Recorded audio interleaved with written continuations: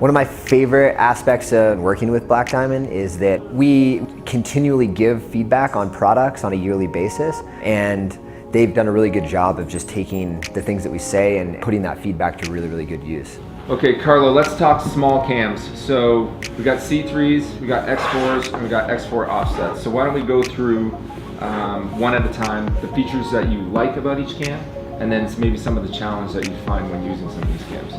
So the C3 is my go-to cam. This is what I rely on more than anything. First of all, you know, the head width is good for small placements and whatnot, but the majority of it is because of the stiffness of the stem. So when I slide it in the crack, I can really jam it down in there and get it and do a really good placement. The X4s were not my favorite cam for a variety of reasons. You know, even when I'm pulling down on the trigger here, this whole thing is just bending all over the place. And it's like, if I try and stick that in a small crack, the whole thing goes like this. Yeah, and obviously on the bigger ones, it's even more wobbly, which is an advantage after it's placed, but makes it more challenging to place. Yeah, and this is this big discussion that I've had with Hazel about it, is that she loves the fact that it's so flexible. Wobbly, yeah, flexible. Because, you know, if she's climbing on roots where it's moving this way and that way and kind of meandering a little bit more, these are great because they flex so much. Do we want it stiff or do we want it flexible? So after leaving that meeting, you know, me and the other engineers were a little bit confused by, you know, those conflicting statements.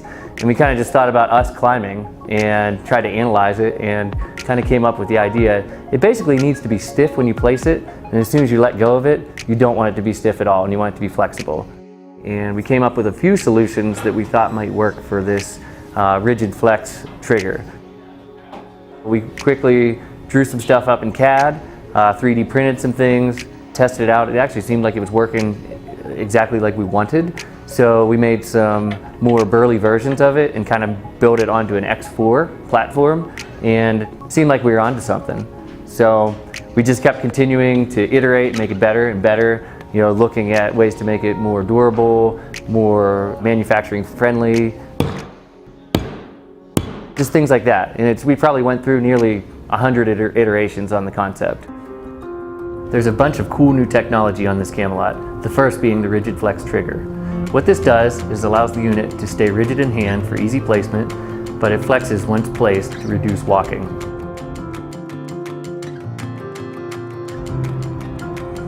On the smaller sizes, we use a single cable construction to avoid buckling and reduce the trigger profile.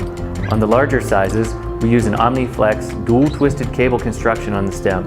This allows for uniform flex. All the cam lobes have a softer aluminum. We did that for better bite in the rock. And you'll notice that all the lobes are sandblasted for better holding power. The 4-cam units have an extremely narrow head width for tight placements. When you compare to our 3-lobe C3s, we now have our 4-lobe Z4s, and we're maintaining that same head width with 4 lobes.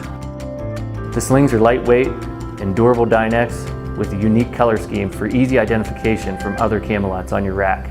So the Z4s come all the way down to a size 0, our smallest cam ever, all the way up to a 0.75, and we have a complete set of offsets, 0.1/0.2 through 0.5/0.75.